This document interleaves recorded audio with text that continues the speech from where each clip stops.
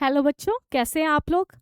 मेरा नाम हरमनप्रीत है। मैं बायोलॉजी फैकल्टी हूँ तरन तारण रॉकवुड इंस्टीट्यूट में।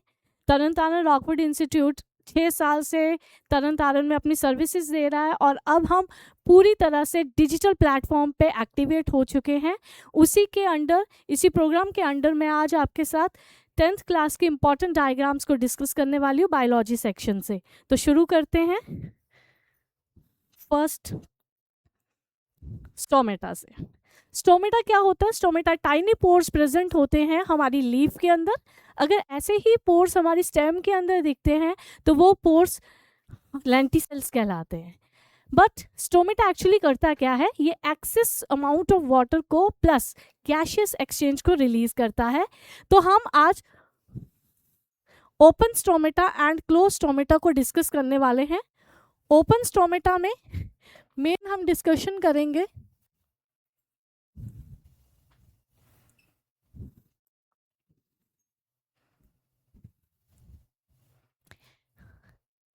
मेनली स्टोमेटा के स्ट्रक्चर को, जो कि इम्पॉर्टेंट है, हमसे पूछा जाता है। स्टोमेटा के अंदर कुछ इस तरह के सेल्स होते हैं। इन सेल्स को बोलते हैं हम गार्ड सेल्स। ये गार्ड सेल जब बीच में एक कैविटी को, होल को ओपन कर देते हैं, इसे कहते हैं open stomata.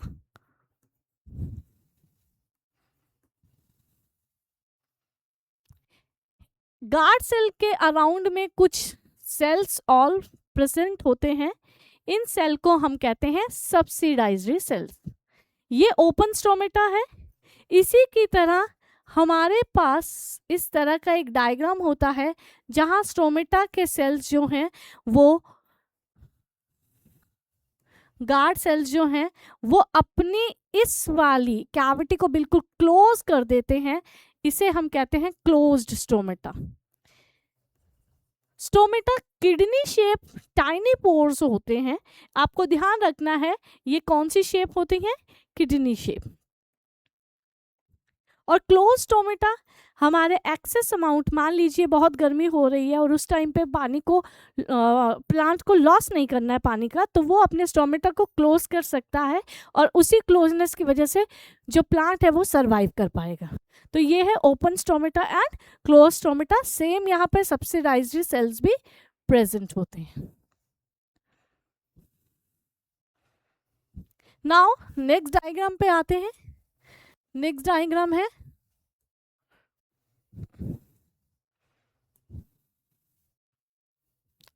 Starch present test. ये एक्टिविटी प्रेजेंट है हमारे एनसीईआरटी में। बहुत इंपॉर्टेंट एक्टिविटी है एक्चुअली। बहुत से क्वेश्चंस जो हैं वो इस एक्टिविटी से रिजेंबल करते हैं। इसमें आपको याद क्या रखना है? स्टार्च क्या होता है? स्टार्च जो है वो रिजर्व फूड मटेरियल है इन प्लांट्स। प्लांट को जब भी खाना खाना होता है, एक्सेस वाला खाना वो स्टार्च की फॉर्म में सेव कर देता है। तो ये स्टार्च मेनली प्लांट क्या करते हैं? अपना खाना बनाते हैं, ग्लूकोज में उसे यूज करते हैं और बाकी वाला स्टार्च की फॉर्म में स्टोर कर देते हैं। बहुत सारे दिन, जब मान लीजिए 10 दिन तक बारिश हुई है, वहाँ पर कोई फोटोसिंथेसिस नहीं परफॉर्म होती है, जिसकी वजह से क्या होता है, जो भी स्टार्च स्टोर है उस स्टार्च को उठाकर ग्लूकोज बनाकर प्लांट अपनी एनर्जी बनाता है।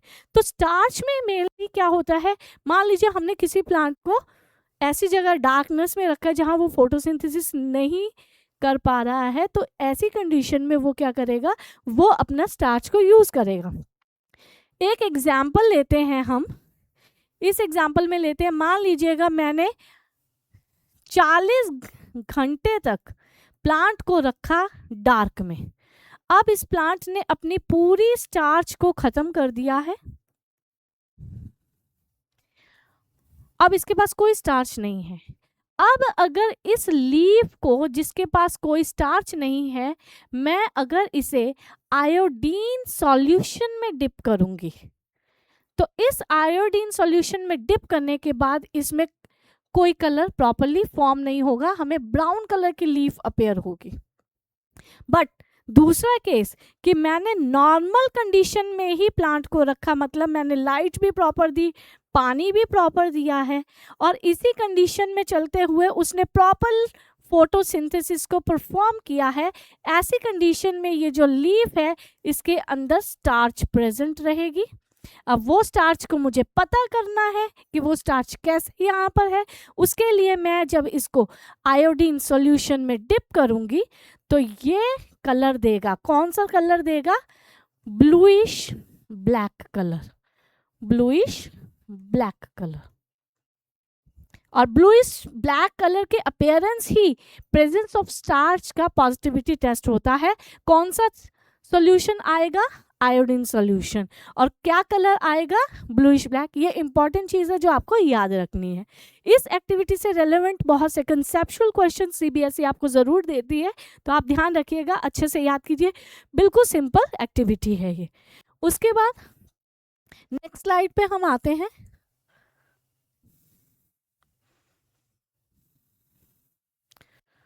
न्यूट्रिशन इन यूनिसेलुलर ऑर्गेनिज्म बहुत इंपॉर्टेंट है।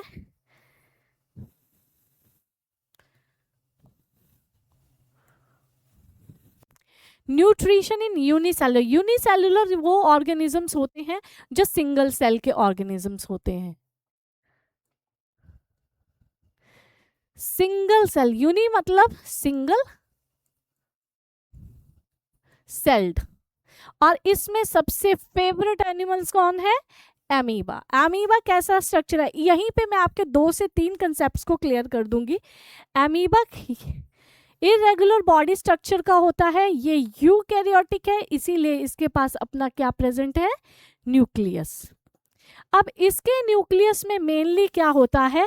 न्यूट्रिशन में ये 3 स्टेप में काम करता है। पहला करता है इजेशन, पहला करता है इंजेशन में। इंजेशन में ये क्या करता है? इनटेक ऑफ फूड करता है। मान लीजिएगा यहाँ पे कोई फूड आइटम प्रेजेंट है, ये फूड है, अमीबा के पास सेंसरी सेल्स प्रेजेंट होंगे, ये डिटेक्ट कर लेगा कि फूड है। तो यहीं पे अमीबा क्या कर देगा? इस तरह से अपीयरेंस बना देगा अराउंड दैट फूड मॉलिक्यूल, क्योंकि इसको इनटेक करना है इसे। तो जब ये फूड मॉलिक्यूल को इनटेक करेगा तो इस वाले जो अपीयरेंस है, आउटग्रोथ है, इसे कहते हैं सीडोपोडिया। सूडोपोडिया। इन सूडोपोडिया के थ्रू ये इन फूड को इनटेक करेगा या इसकी तरफ को बढ़ेगा। तो यहाँ पे इनटेक ऑफ फूड होगा, हमारा फर्स्ट स्टेप हो जाएगा इंजेशन का। इसके बाद अब मान लीजिए ये फूड पार्टिकल हमारे अमीबा की बॉडी के अंदर चला गया है। होलोजोइक न्यूट्रिशन होती है। होलोजोइक न्यूट्रिशन वो न्यूट्रिशन है जिसमें विद इन बॉडी वो डाइजेशन करता है ऑर्गेनिज्म अपने फूड का विद इन बॉडी। तो यहाँ पे सेकंड स्टेप आएगा, सेकंड स्टेप शुरू हो जाएगा डाइजेशन। डाइजेशन में फूड मॉलिक्यूल्स का ब्रेक डाउन होगा, रिजल्टेंट में मेरे पास फूड मॉलिक्यूल ब्रेक डाउन हुआ है। बट ये फूड मॉलिक्यूल ब्रेक डाउन होने के बाद क्या होगा? थर्ड स्टेप में आएगा, ये एब्जॉर्ब्ड होगा डिफरेंट बॉडी पार्ट में, एब्जॉर्प्शन स्टेप रहेगा। और फोर्थ स्टेप रहेगा, ये एसिमिलेट होगा। एसिमिलेशन का मतलब होता है यूज होगा, जिस भी पोर्शन में यूज होगा। अब इसका डिस्ट्रीब्यूशन स्टार्ट हो गया डिफरेंट बॉडी एरिया में। एट द एंड अमीबा पूरे फूड को खत्म कर चुका है, और पूरे फूड को खत्म करने के बाद अमीबा ने वेस्ट मटेरियल को एक्सक्रीट आउट कर लिया है, जिसकी वजह से एक और नया स्टेप बन गया है यहाँ पर हमारा fifth step. That step is name as egestion, या इस स्टेप को हम बोलते हैं excretion. This is all about nutrition in unicellular organism. और इस न्यूट्रिशन को हम चाहे अमीबा हो या मल्टीसेलुलर ऑर्गेनिज्म हम 5 स्टेप्स में ज़रूर पढ़ते हैं। आपको पर्टिकुलरली इसके डायग्राम को स्टेप बाय स्टेप एक्सप्लेन करने के लिए क्वेश्चन भी आ सकता है।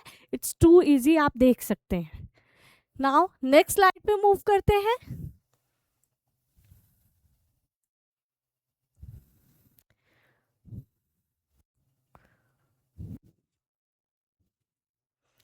Nutrition in multi cellular organisms. Plant की न्यूट्रिशन के लिए हम कुछ जरूरी स्टेप्स के डिस्कशन करेंगे।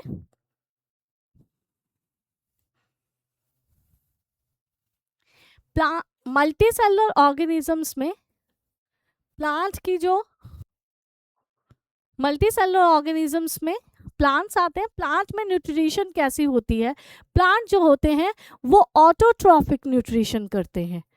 ऑटोट्रॉफिक न्यूट्रिशन से मतलब होता है सेल्फ मेड फूड वाली, सेल्फ मेड फूड। और आपको मालूम है प्लांट जब खुद से खाना बनाते हैं इस प्रोसेस को हम क्या कहते हैं? फोटोसिंथेसिस।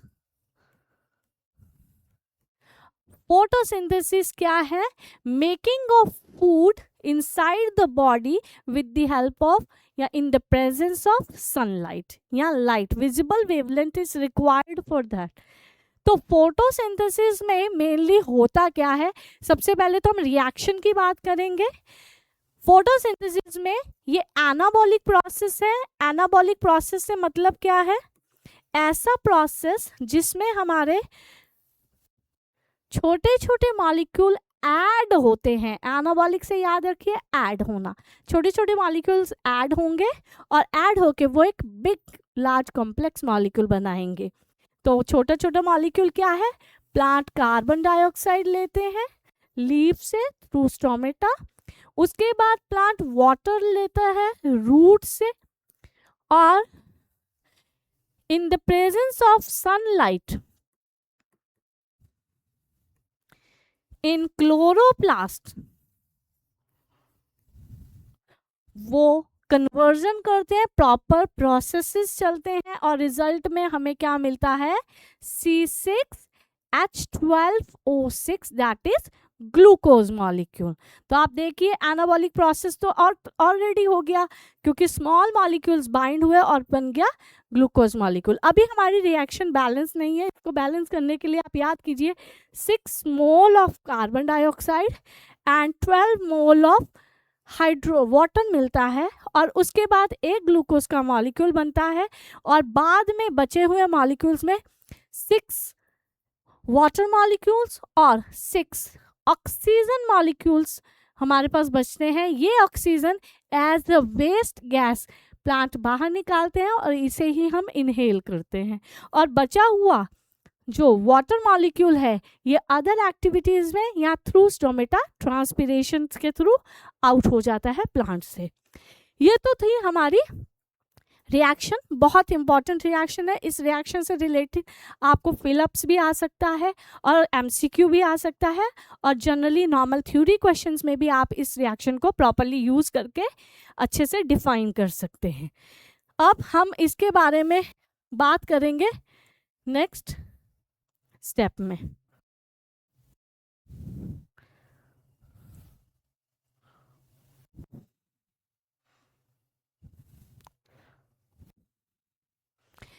मेन स्टेप्स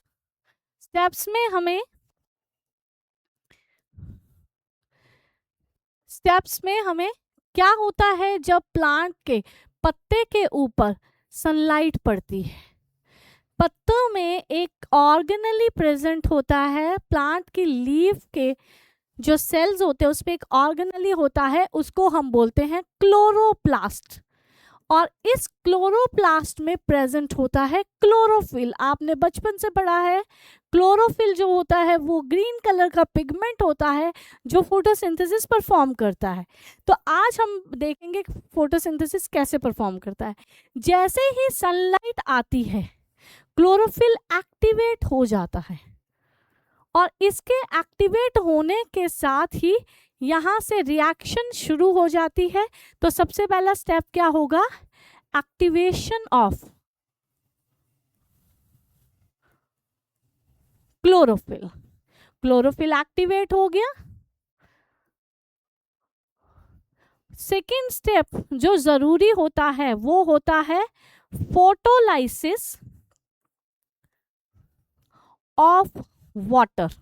इस बात का मतलब समझिए अच्छे से। फोटो मतलब लाइट, लाइसिस का मतलब होता है ब्रेक डाउन, तो इसका सीधा सीधा मतलब है ब्रेक डाउन ऑफ वाटर। सबसे पहले क्लोरोफिल आएगा, लाइट एनर्जी उसको एक्टिवेट करेगी। सेकेंडली जितना भी वाटर प्रेजेंट है उसके सराउंडिंग में वो टूटना शुरू होगा। क्यों होगा अभी आपको समझाती हूँ। इसके लिए एक और वर्ड यूज किया जाता है, हाइड्रोलाइसिस। हाइड्रो मतलब वाटर और लाइसिस में आपको बता चुकी ब्रेकडाउन। वाटर का ब्रेकडाउन जरूरी है, दोनों बातें सेम चीज कह रही हैं। उसके बाद थर्ड पॉइंट होता है conversion of simple compound into carbohydrate. Carbohydrate simple compound में मतलब क्या था, carbon dioxide and carbon dioxide और वाटर का। और कार्बोहाइड्रेट का मतलब क्या है, C6H12O6। कार्बोहाइड्रेट क्या होते हैं, कार्बन हाइड्रोजन ऑक्सीजन से बनने वाले कंपाउंड। अब फिर से एक बार हम रिएक्शन को देखते हैं।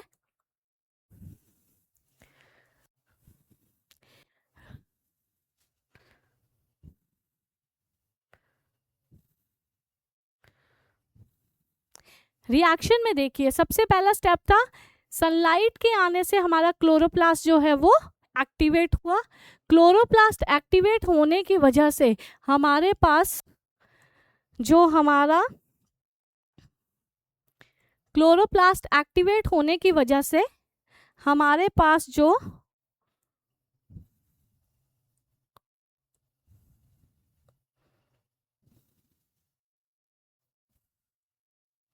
क्लोरोप्लास्ट एक्टिवेट होने की वजह से हमारे पास जो वाटर था वो टूट गया।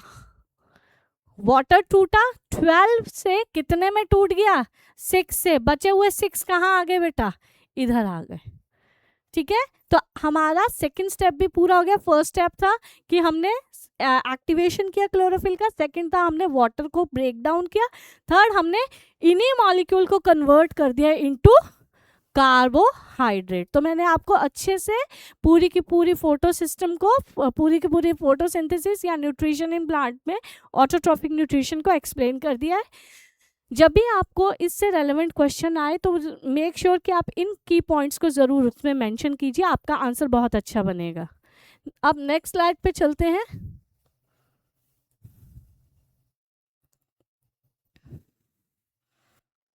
ह्यूमन डाइजेस्टिव सिस्टम, जो मेनली बच्चे इसमें बहुत सी गड़बड़ करते हैं, मैं उसी के बारे में आपको मेनली बताऊंगी कि आपको क्या चीज़ें नहीं करनी है।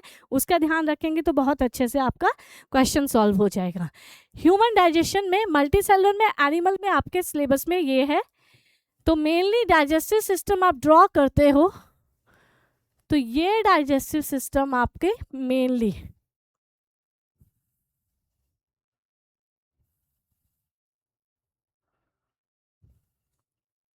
आपको पूरा का पूरे सिस्टम में कहीं भी किसी भी पॉइंट को बंद नहीं करना है। अगर आपने बंद किया तो वो गलत इफेक्ट आएगा। सॉरी। कुछ इस तरह से आप बनाएंगे, ध्यान से देखिए मैं किस तरह बना रही हूं।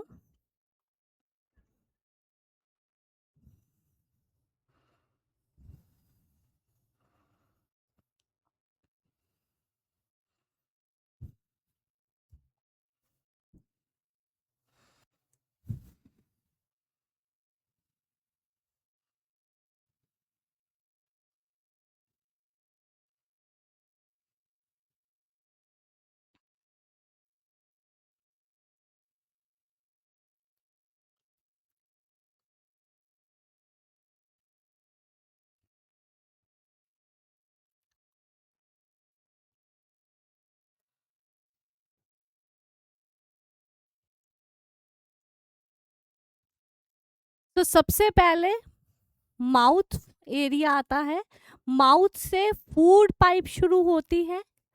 फूड पाइप क्या करती है, इसका दूसरा नाम है जो आप पढ़ते हैं, दैट इज इसोफेगस।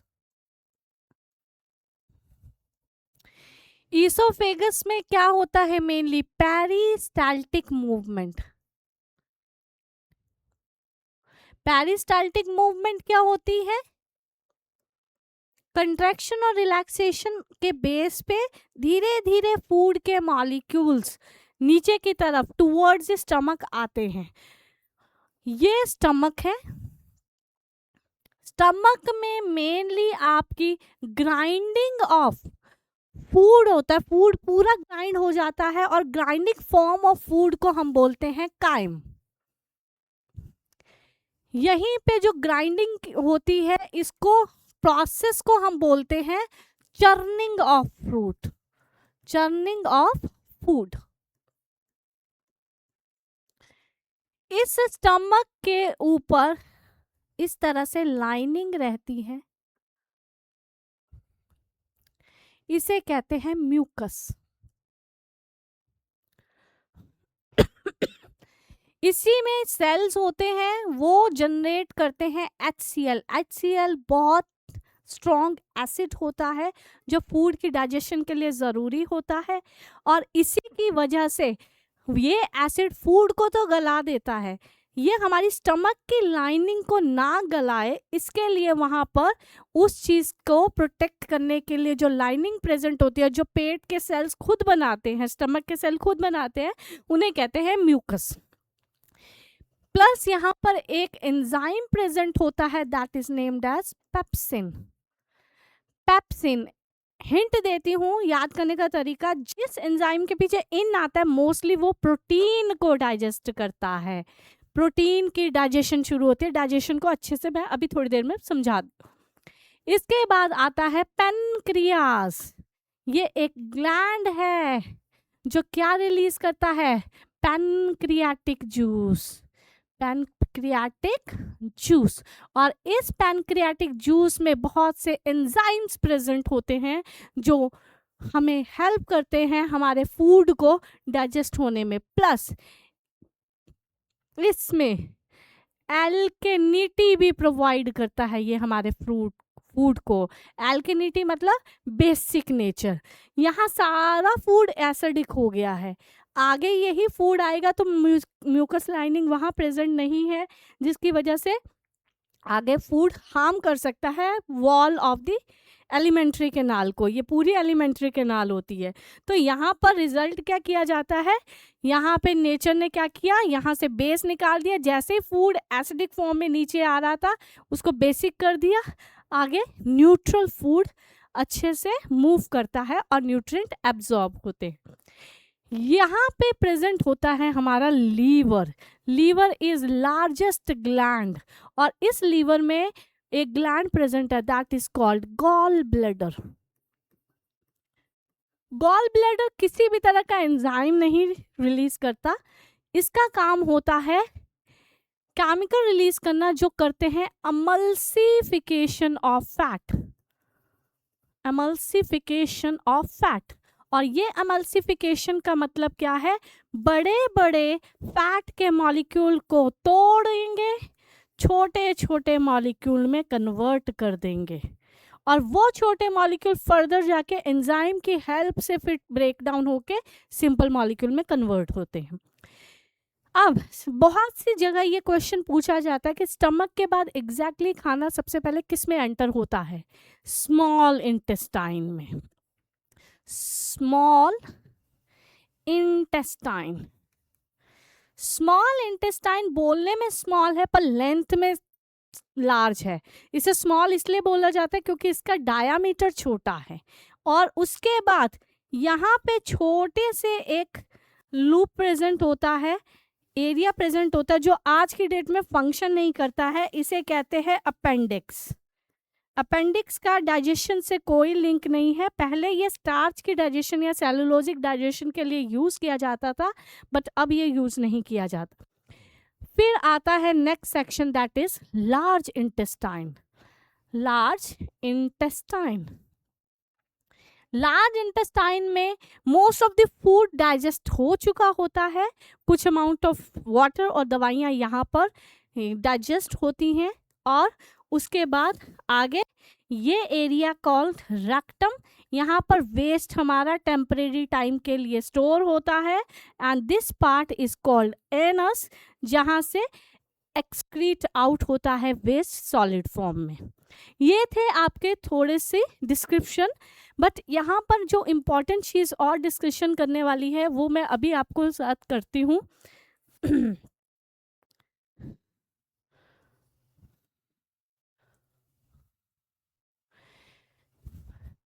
जो पेरिस्टाइल मेनली जो है माउथ में जो डाइजेशन है वो स्टार्ट हो चुकी है।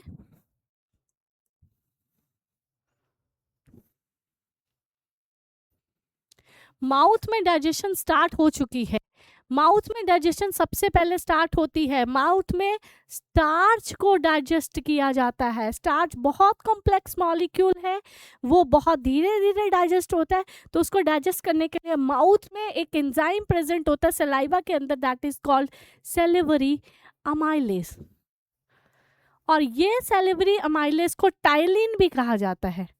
टाइलिन ये 6.7 pH पे काम करता है और स्टार्च को कन्वर्ट करता है इनटू माल्टोस।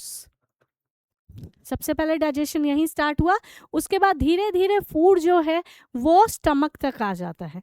स्टमक तक पहुंचने के बाद वो चर्निंग ऑफ फूड होती है, HCl वर्क करता है, काइम बनता है।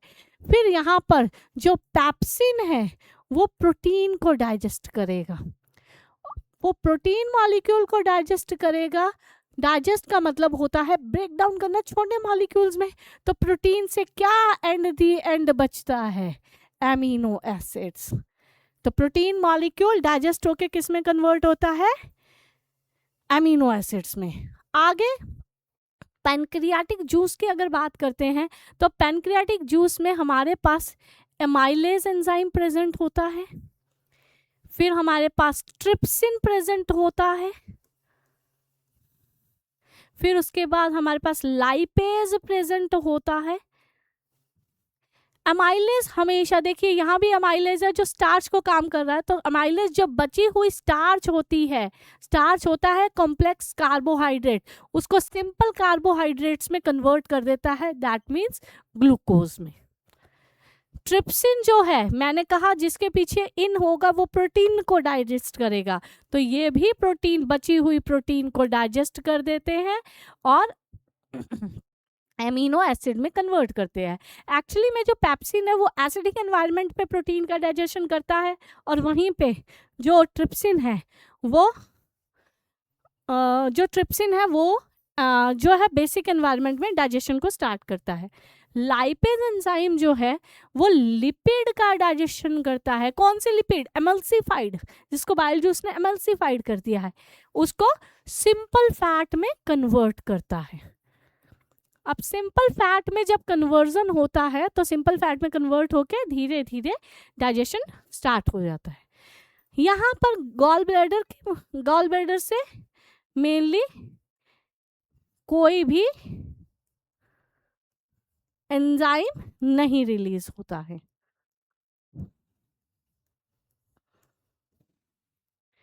इसके बाद बात करते हैं हमारे इंटेस्टाइन की वॉल की। इंटेस्टाइन में मेनली लार्ज इंटेस्टाइन में हमारे पास अंदर की तरफ इस तरह से छोटी छोटी इनफोल्डिंग प्रेजेंट होती है। इन इनफोल्डिंग को कहते हैं हम विल्लाए या माइक्रोविल्लाए। इनका काम होता है इंक्रीज करना सरफेस एरिया को इंक्रीज करना। क्योंकि यहाँ पे दो स्टेप होते हैं, एक होता है एब्जॉर्प्शन, जितना ज़्यादा सरफेस एरिया मिलेगा उतनी ही एब्जॉर्प्शन होगी, जितना ज़्यादा सरफेस एरिया मिलेगा उतनी ही एसिमिलेशन एब्जॉर्प्शन के बाद होगी।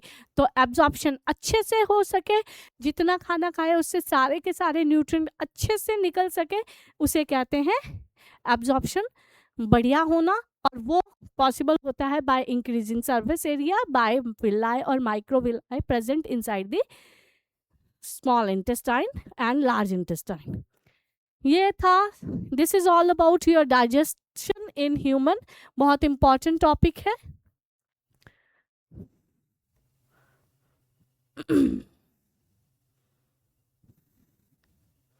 थोड़ी टाइम का ब्रेक लेते हैं।